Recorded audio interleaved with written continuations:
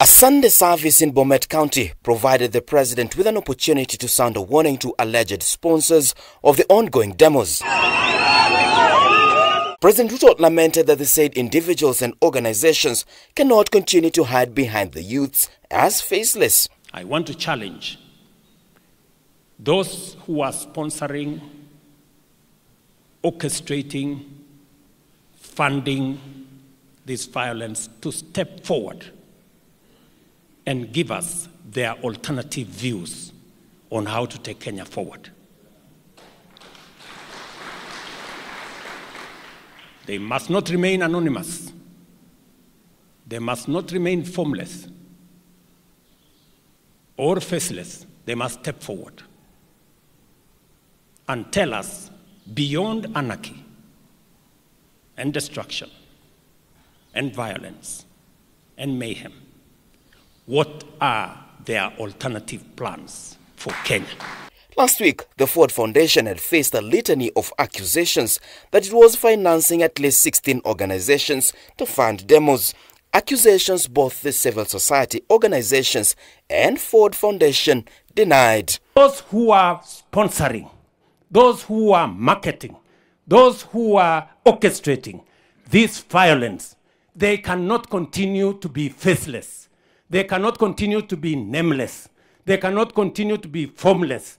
They cannot continue to be anonymous. Let them step forward and tell us, what is this violence going to achieve in the Republic of Kenya? And what is their plan beyond this violence? Ruto is not mincing his words to the youths who turned down his offer for dialogue. Walisema tusipitisha finance bill.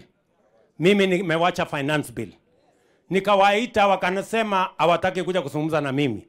Wakaniambia niende huko kwa X. Mimi nikaenda kwa X.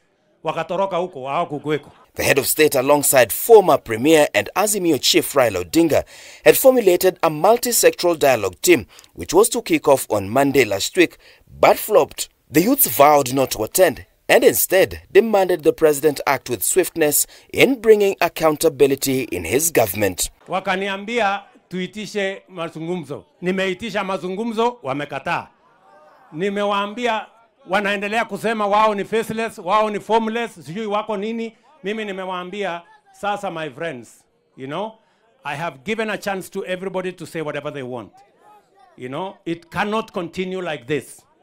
The country is much more important than any group of people. The president says come Tuesday, where fresh rounds of protests have been announced, things will not be business as usual. To build a tabernacle. The head of state is promising to crush the protests, which he says are being used to cause anarchy and denting the country's democracy. We want a peaceful, stable nation, and our issues are resolved using democratic means.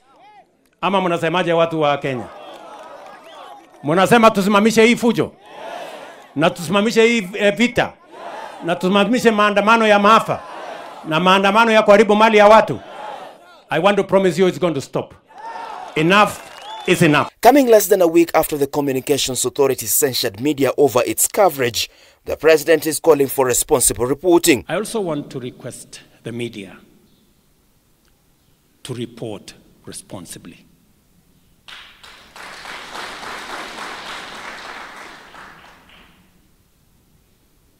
Reporting, celebrating, encouraging violence, destruction of property, anarchy, mayhem is irresponsible. Ruto fell short of pinpointing instances during the coverages of protest where the media contravened the code of conduct, even as he claimed a section of media was keen to advance anarchy. If the country goes the wrong direction, there will be nothing to report, and there will be nowhere to report from. So we must all act responsibly. Communications Authority Director General David Mugonyi, in a letter to CEOs of media houses last Wednesday, claimed some of the content surrounding the protests violates the Constitution.